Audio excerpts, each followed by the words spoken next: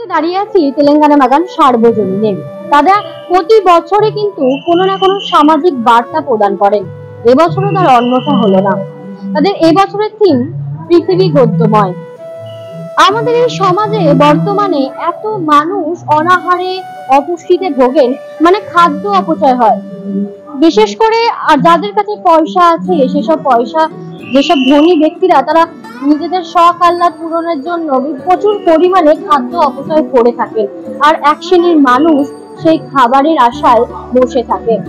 সেই খাদ্য অপচয়টাকে যাতে বন্ধ হয় এবং সেই খাদ্য অপচয় নিয়েই কিন্তু তারা তাদের এবছরের যে থিম, কবি সুকান্ত ভট্টাচার্যের লেখা পৃথিবী গদ্যময় পূর্ণিমা চারচানা ঝলসানো রুটি, তার উপর সেই ভাবনাতে ভাবিত হয়ে আমাদের শিল্পী পরিমল পাল এই মণ্ডপকে রূপ দিয়েছেন।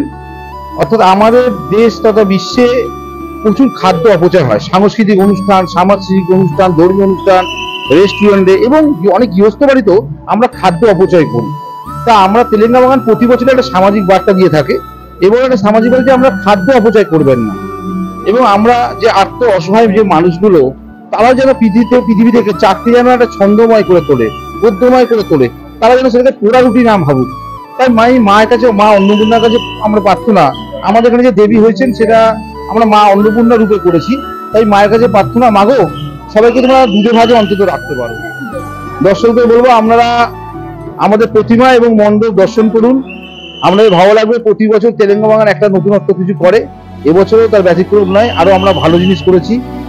আপনারা আসুন এবং আমাদের মণ্ডপ এবং প্রতিমা দর্শন ঢুকলে আপনারা দেখতে পাবেন কবি সুকান্ত ভট্টাচার্যের যে কবিতা ছিল যে পূর্ণিমা চাঁদ যেন ঝলসানো রুটির মতো, সেই গেট দিয়ে ঢোকার পরেই আপনি মুখেই আপনারা দেখতে পাবেন সেই রুটি, সেই ঝলসানো রুটি, এবং তারপর ধীরে ধীরে আস্তে আস্তে ঢুকলে ডাস্টবিন এবং যে আস্থা করে পড়ে থাকা খাবার, সেসব খাবার এবং সেই সমস্ত দরিদ্র মানুষ থালা, এসব বিভিন্ন জিনিস দিয়ে এক অবয়ব তারা এক অভূতপূর্ব মণ্ডপ সজ্জা করেছেন।